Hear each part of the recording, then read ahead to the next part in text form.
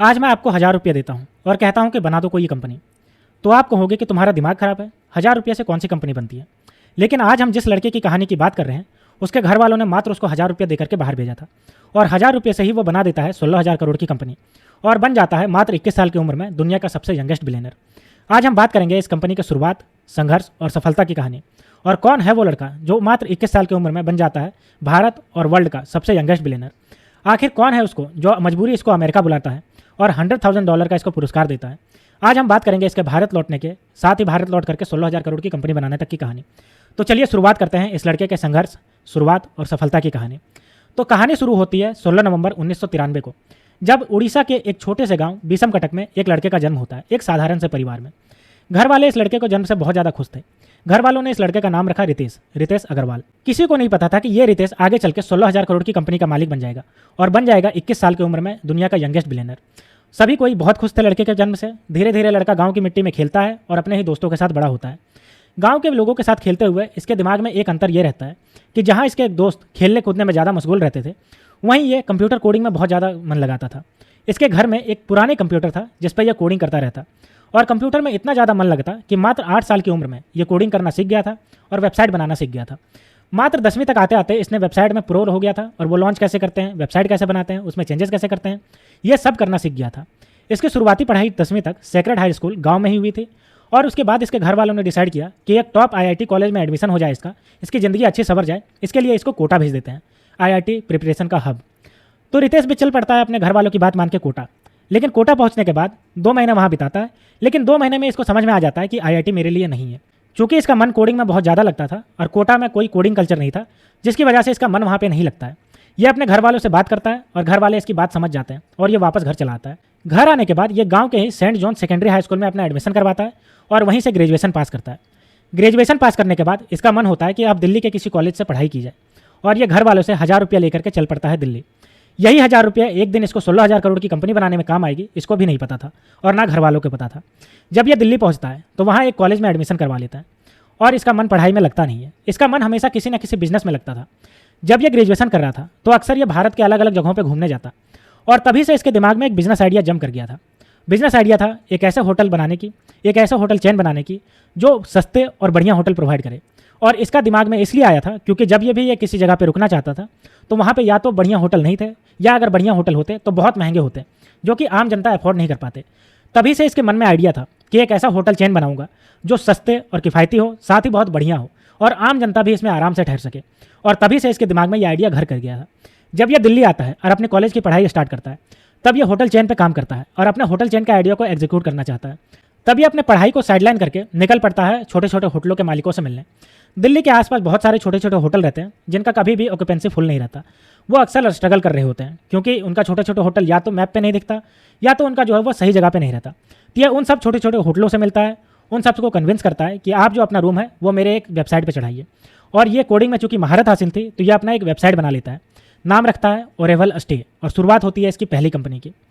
ओरेवल stay का business था कि ये छोटे छोटे होटल मालिकों के कमरे अपने साइट पर चढ़ाए और ऑनलाइन बुकिंग करने के लिए अप्लाई करें, जहाँ से जितने भी लोग हैं वो ऑनलाइन बुकिंग करेंगे इसके थ्रू और छोटे छोटे होटल मालिकों से ये कमीशन लेगा और इसके थ्रू इसका बिजनेस ग्रो करेगा। इसका बिजनेस चल पड़ता है, लेकिन जैसे ही इसका बिजनेस चलता है वैसे ही बहुत सारे मार्केट में ऐसे ही कॉपी करने वाले आ जाते हैं और इसका बिजनेस जो है वो धीरे धीरे डाउन होने लगता है। ये बात रितेश को पहले से पता थी कि हम जो कर रहे हैं ये कोई यूनिक बिजनेस नहीं है, इस बिजनेस को आसानी से कॉपी किया जा सकता है। इसके बावजूद भी ये अपने बिजनेस में लगा रहता है। लेकिन 2011 के आसपास इस बिजनेस में धीरे धीरे मंदी आ जाती है और तभी ये अप्लाई करता है अमेरिका की एक फेलोशिप, थाइल फेलोशिप। पेपल के फाउंडर थाइल जो फेलोशिप चलाते हैं, इसमें उन लड़कों को फेलोशिप दिया जाता है $100,000 का जो कॉलेज से ड्रॉप आउट होते हैं और किसी बिजनेस आइडिया पे काम करना चाहते हैं, उनको सपोर्ट करने के लिए। तो ये अप्लाई करता है और मात्र 20 लड़कों की सीट में इसका भी चयन हो जाता है और यह जा पहुँचता है कैलिफोर्निया, जहाँ पे पेपल, इलॉन मस्क ये सब जैसे फाउंडर से मिलता है और वहाँ से सीखता है बिजनेस के नए नए आइडिया। तो 2013 के अंत तक रितेश आ जाता है वापस इंडिया और शुरुआत करता है एक यूनिक आइडिया के साथ अपनी एक नए होटल बिजनेस की। नाम रखता है ओयो, ओन योर ओन। जी हाँ, आज हम बात करने वाले हैं ओयो के बारे में और इसके फाउंडर रितेश अग्रवाल, जो मात्र 21 साल की उम्र में बन जाता है दुनिया का सबसे यंगेस्ट बिलियनर।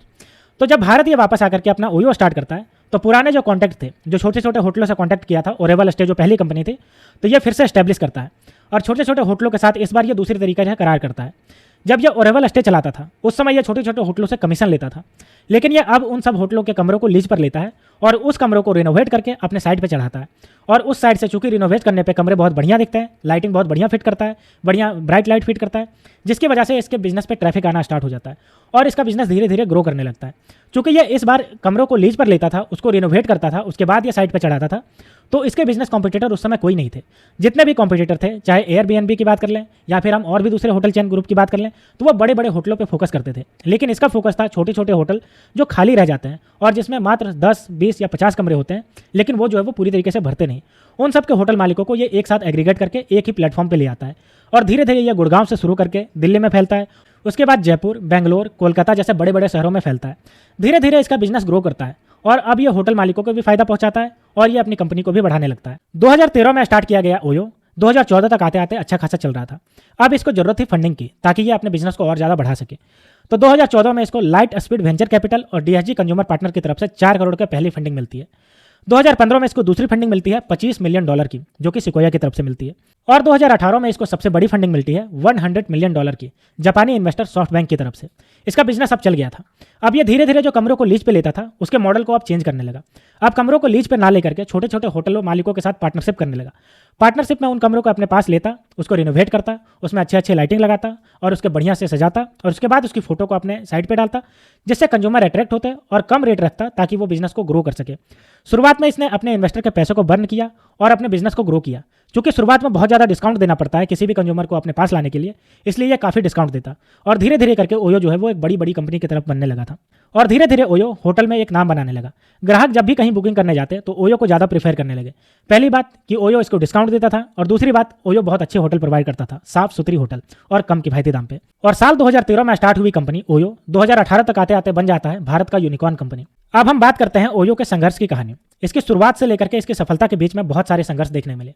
रितेश अग्रवाल को लगातार छोटे छोटे होटलों को कन्विंस करना पड़ता उनके होटल के रूम को अपने आईडी पे चढ़ाने के लिए। बहुत बार छोटे होटल मालिक कन्विंस नहीं होते तो उनको बहुत तरह के वो डिस्काउंट देता, बहुत तरह के उनको बेनिफिट देता और प्रॉफिट शेयरिंग में कभी कम मार्जिन रखता, कभी ज़्यादा मार्जिन रखता।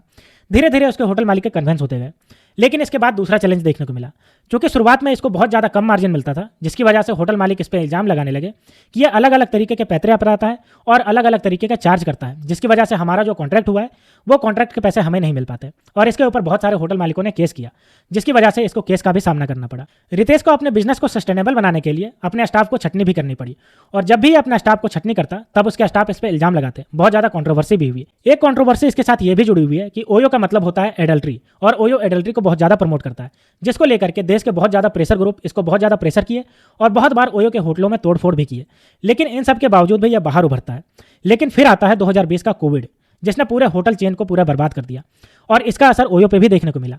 ओयो जितने भी होटल मालिकों के साथ कॉन्ट्रैक्ट किया था, जितने भी होटल मालिकों के कमरे को अपने रूम पे चढ़ाया था, उन सब के साथ कॉन्ट्रैक्ट किया था। लेकिन चूंकि होटल में आ गया था मंदी, आ गया था कोरोना, तो पूरा जो है वो ट्रैवलिंग बिजनेस बंद हो गया था, पूरा होटल चेन का बिजनेस बंद हो गया था।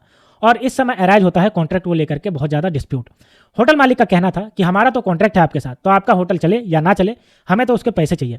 लेकिन चूंकि कोविड-19 आ गया था, जिसकी वजह से होटल पूरी तरीके से ठप था, जिसकी वजह से ओयो को मेंटेन करना अपना प्रॉफिट बहुत ज़्यादा मुश्किल होने लगा। यहाँ तक कि उस साल उसका रेवेन्यू नेगेटिव में भी चला गया और इसके साथ ये कोर्ट केस में भी पहुंच गया। होटल मालिक लगातार कोर्ट केस करते रहे ओयो पे और ओयो लगातार उन कोर्ट केस को झेलता रहा। लेकिन इन सब के बावजूद भी, कोरोना काल के बावजूद भी, ओयो एक बार फिर से खड़ा हुआ और फिर से बना दिया भारत का सबसे बड़ा होटल चेन। अब हम बात करते हैं इसके एक्सपेंशन की। 2018 में ओयो ने अपने आप को भारत में एस्टैब्लिश करने के बाद इसके मन में विचार आया कि अब हम इंटरनेशनल एक्सपेंड करते हैं और इसने सबसे पहला होटल खोला नेपाल में और उसके बाद मलेशिया में, उसके बाद चाइना में, फिर वियतनाम, यूके, कनाडा और अमेरिका। और इसके इंटरनेशनल होटल भी जो है वो बहुत अच्छा खासा परफॉर्म करने लगे और अब जाकर के ये एक बहुत बड़ा इंटरनेशनल होटल नाम बन चुका था। अगर मैं चाइना की बात करूं तो ओयो बहुत ज़्यादा फेवरेट होटल की लिस्ट में आता है और आज भी इंडिया में जब भी कोई सस्ते और किफ़ायती होटल की बात करता है तो वो ओयो को जानता है। ओयो को एडल्ट्री प्रमोट करने का बहुत ज़्यादा आरोप लगता है, लेकिन इसके रितेश अग्रवाल कहते हैं कि इसको जितना ज़्यादा तीर्थयात्री इस्तेमाल करते हैं उतना ज़्यादा कोई नहीं करता, यानी तीर्थयात्री सबसे ज़्यादा ओयो की बुकिंग करते हैं। तो 2013 में शुरू हुआ होटल आज बन जाता है 16,000 करोड़ की कंपनी और एक गरीब लड़का जो भारत के एक गरीब राज्य उड़ीसा के एक गरीब जगह से पैदा होता है और इसके सामान्य परिवार से पैदा होने के बाद भी यह बना देता है 16,000 करोड़ की कंपनी और बन जाता है दुनिया का सबसे यंगेस्ट बिलियनर। तो यही थी ओयो और इसके फाउंडर रितेश अग्रवाल की पूरी कहानी। तो अगर ये वीडियो आपको अच्छी लगी हो तो चैनल को सब्सक्राइब और वीडियो को लाइक करिए। तो मिलते हैं एक नए वीडियो के साथ, तब तक के लिए स्टे ट्यून्ड। Thank you.